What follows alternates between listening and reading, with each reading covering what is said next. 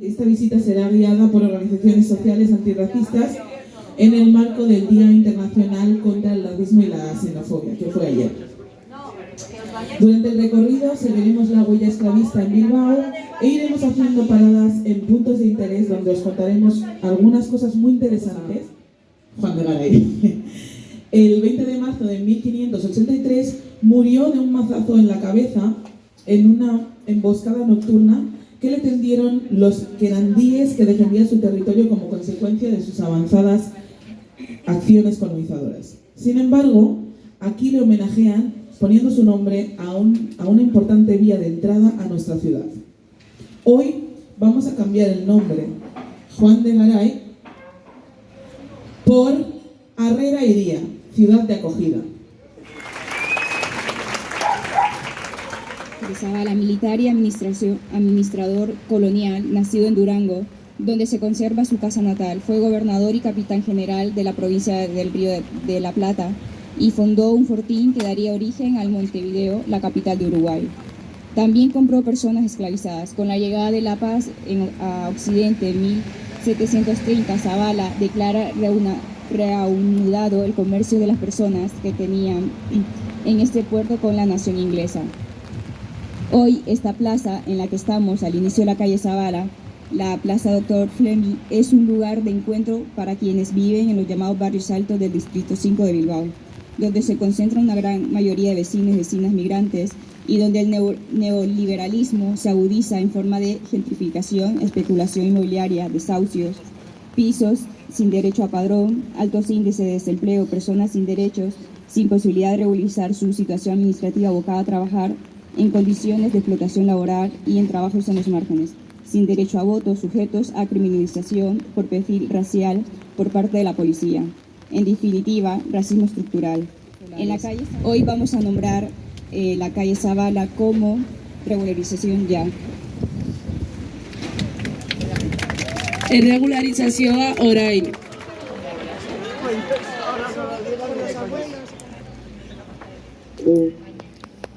Sí.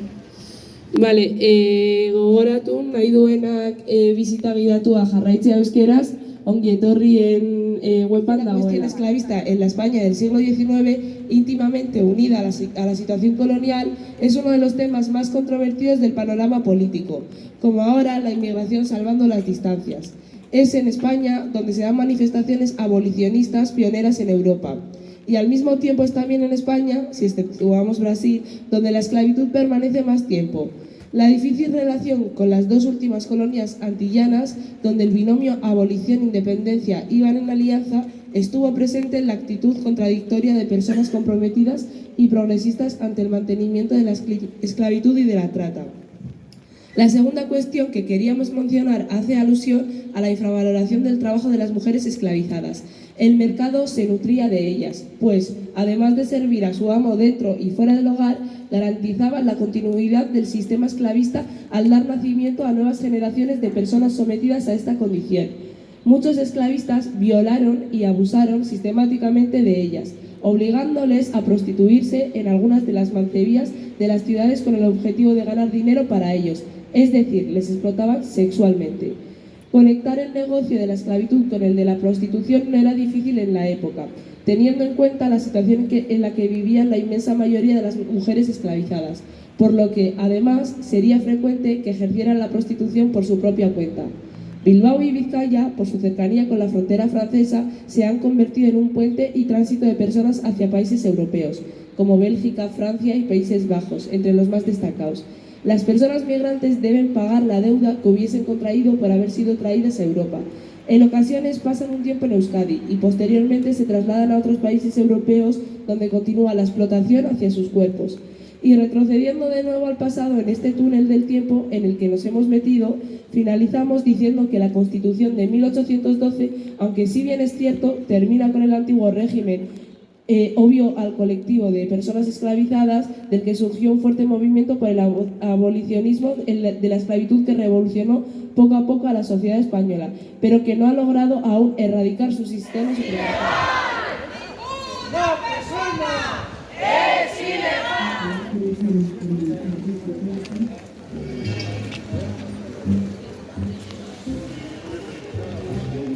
casos de intento de escape. Además, otorgaban 5 años de cárcel para todo negro que insultara un blanco. Bien. El único lugar de la memoria esclavista en Euskadi. Una placa en memoria a Chocolat, considerado el primer artista negro del circo de la historia, que se convertiría en un ícono de la cultura popular francesa. Rafael, el hombre detrás del personaje, nació esclavizado en Cuba. Fue comprado luego por Patricio Castaño cuando tenía 10 años para trasladarlo a Sopuerta. En España, Rafael era, por ley, un hombre libre. Sin embargo, al llegar es registrado como criado y en la práctica tratado como un esclavo. Más tarde, las hermanas del señor Castaño lo restregaron con agua jabonosa hasta hacerlo sangrar, para intentar blanquearle y desinfectarle. Tras ese incidente, decide huir de esa casa a Bilbao y hacerse independiente. Trabajó como minero, estibador, limpiabotas, cantando y bailando rumbas en cafés. Hasta que encuentra trabajo como criado de un clown inglés y consigue salir del país. En 1886 llega a París y el clown se convierte en una de las grandes estrellas de una de las salas más prestigiosas. El 4 de noviembre de 1917, con poco más de 50 años, fallece en Burdeos, donde fue enterrado y le fue asignado al morir el apellido que nunca tuvo en vida, Padilla, y que consta en las placas colocadas en el 2016, tanto aquí, en el muelle de Marsana, como en el cementerio de Burdeos. En 2012 se publicó su biografía y en el 2016 se estrenó la película sobre su vida.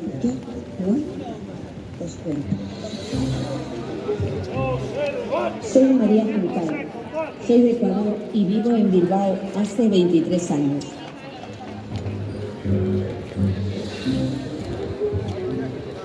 Soy María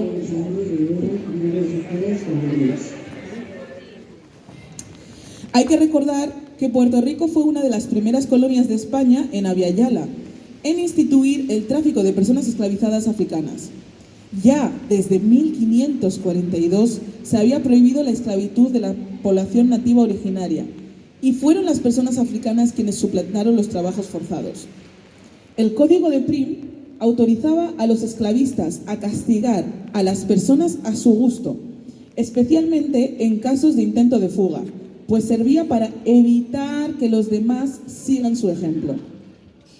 El Código Negro de Prim es solamente una de las evidencias de racismo en Puerto Rico. Y he aquí otra calle vasca que lleva el nombre de un militar esclavista y racista. Hoy vamos a cambiar el nombre de la calle Prim por calle Refugio. Aterpea.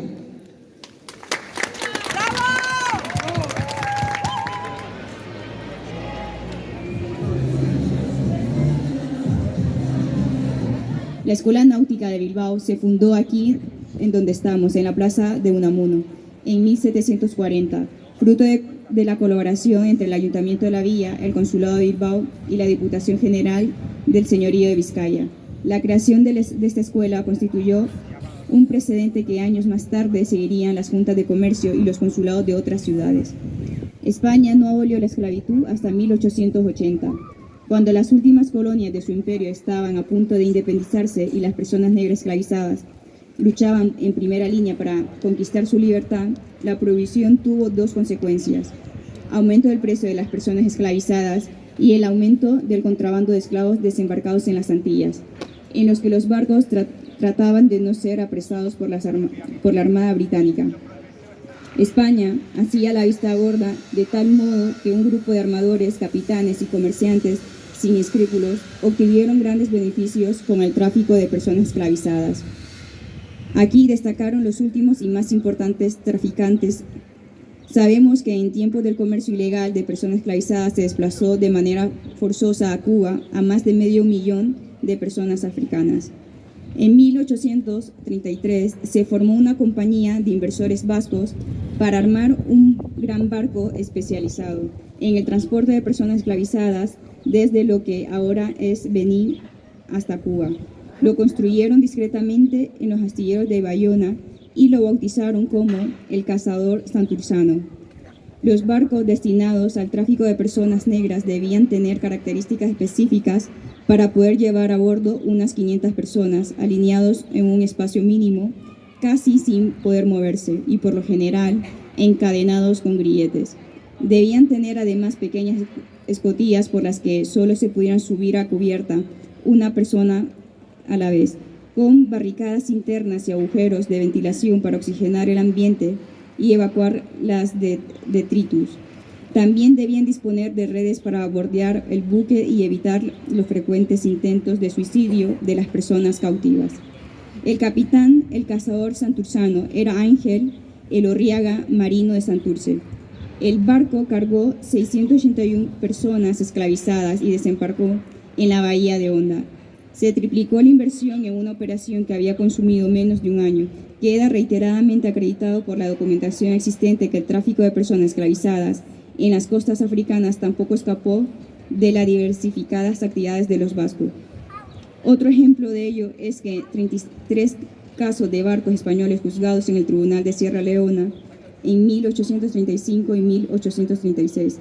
Más de una cuarta parte tenía por capitán a un marino de apellido Euskaldun. Vascos y catalanes representan en torno a la mitad de los involucrados en el tráfico como capitanes de navío. Es posible que el porcentaje se conserve entre propietarios de barcos y consignatarios. Un apunte para finalizar: el cano, al que antes hemos mencionado, no era el único que utilizaba mano de obra esclavizada en su tripulación. Era una práctica utilizada por los marineros vascos. Ahora vamos a continuar el recorrido. Esa madrugada, sobre las 4, habían asesinado a un mulato o a un negro en la calle Ascao. Del difunto se puede apreciar que se trata de una reclamación puramente económica, de edad de 28 años, sano y robusto, y de buenas habilidades, y artífice así en el arte de tintorería como en otras cosas de mucho aprovecho, y que cada día ganaba además de su sustento 6 reales para su dueño. La descripción que se le daba. María de Solarzano y Salazar declaró que el difunto era pacífico y de buen proceder, además de muy cortés, y se mostraba muy amistoso con el asesino, a quien incluso daba dinero algunos días de fiesta, a pesar de que, en apariencia, era bien aceptado y su trabajo gozaba de la estima de sus amos. No se sabe por qué motivos lo asesinaron. Es posible imaginar que la condición de esclavitud de la víctima fuese determinante en la comisión del cruel asesinato. Juan fue víctima del racismo social ya imperante en la época. Este y otros casos alertan de la violencia sistemática que sufrieron por el rechazo social de sectores de la sociedad vasca, algo que perdura hasta nuestros días y que denunciamos como racismo y neocolonialismo. Fueron muchas personas vascas quienes se beneficiaron y que a día de hoy se siguen beneficiando del secuestro y de la esclavitud de personas del sur global. Fortunas millonarias se crearon sobre esa base y se siguen creando, y también se tejieron tramas de corrupción que involucraron a casi toda la sociedad. Por lo menos una treintena de poblaciones vascas quedan incluidas en la lista de localidades donde se constata la presencia de personas esclavizadas. Son una multitud de apellidos vascos los que aparecen implicados a diferente escala. Como hoy, hay quienes los veían como un peligro.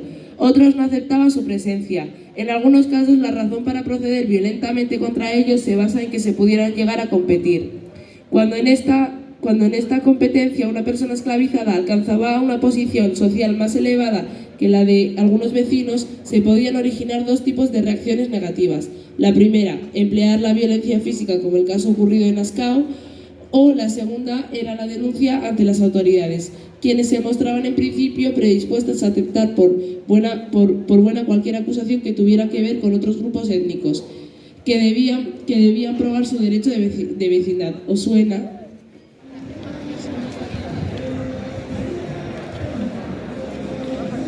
Otras grandes fortunas y la banca que se han fundado y han multiplicado exponencialmente su capital hasta el día de hoy sobre la esclavitud de millones de personas.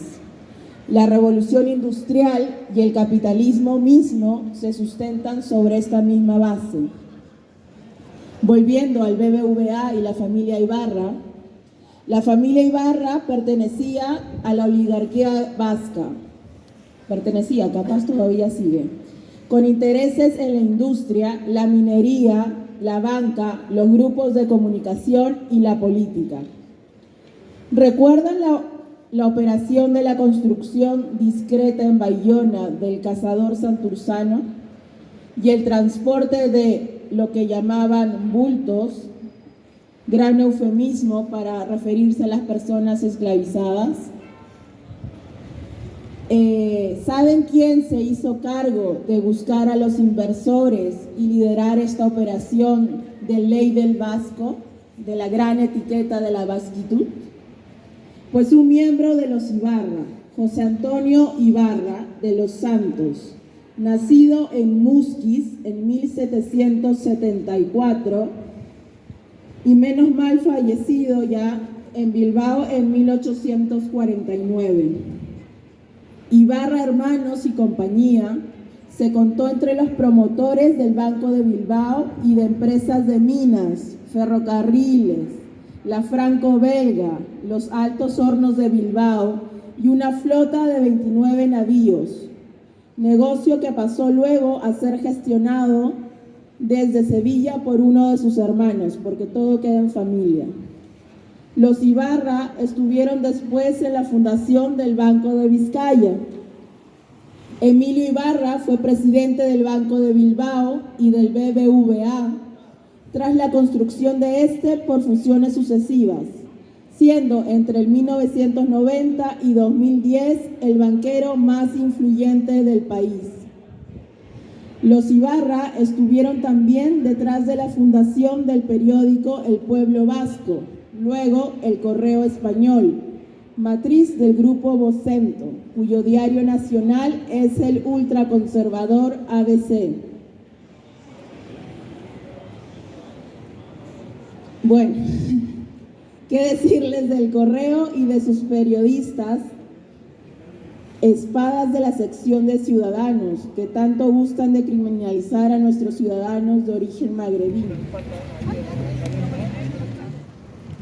Zulueta and Company otorgaba créditos a los comerciales de personas esclavizadas y era uno de los principales financieros externos.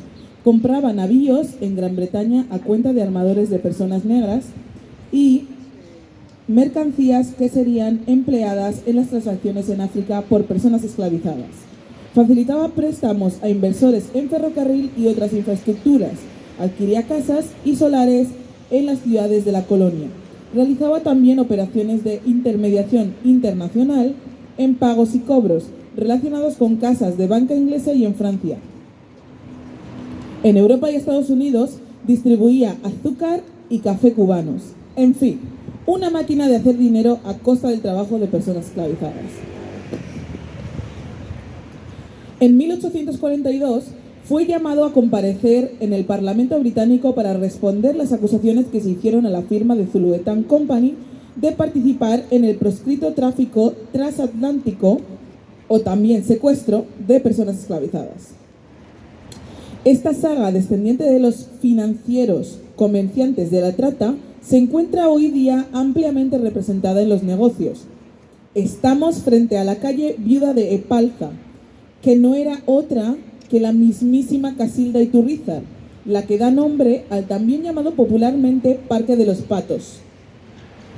Su marido Tomás José Epalza Zurbarán estuvo relacionado con la trata de personas esclavizadas y la casa de banca de Zulueta and Company de Londres, de la que acabamos de hablar. Este mundo es un pañuelo, ¿eh?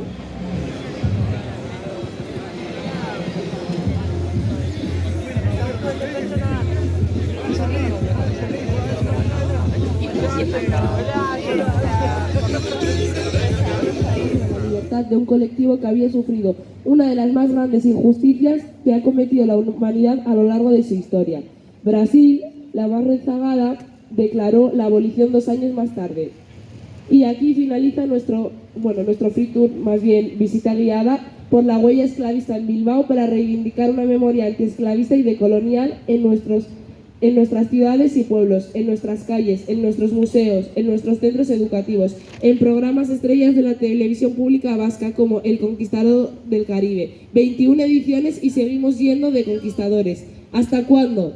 De aquel pasado esclavista y colonial. Tenemos estos lodos racistas. La memoria histórica será antiesclavista, antirracista y decolonial, ¿o no será? Memoria, verdad, justicia y reparación, y no repetición hasta que todos los derechos sean para todas las personas y no un privilegio de los mismos de siempre. Mila esker eta muchas gracias por venir, eskerrik asko etortzeagatik. El racismo no se debate, el racismo se combate. ¡Fuego al orden colonial! Arrazakeria ez da eztabaidatzen, arrazakeria borrokatzen da. Orden kolonialari zua! Les recordamos de que para quienes quieran tener la visita guiada en euskera, ahora mismo están en el Telegram de Ongi Etorri, pueden entrar ahí y ya está. Y también lo vamos a subir a las diferentes plataformas, tanto de Ongi Etorri Refugiatuak, pero también de la red de migradas y racializadas de Euskal Herria y de SOS Racismo Vizcaya. Invitamos a que esta visita guiada se replique en otros pueblos y a que sigan aprendiendo de la historia o reescribiendo esa historia, resignificando lo que ha sido la esclavización de personas y la colonialidad dentro del País Vasco, que muchas veces todos los 12 de octubre, ¿no? Pareciera que hablar de España es muy bonito, como si España existiera en aquel entonces, ¿no? Pero ¿quiénes eran esas personas que llegaban?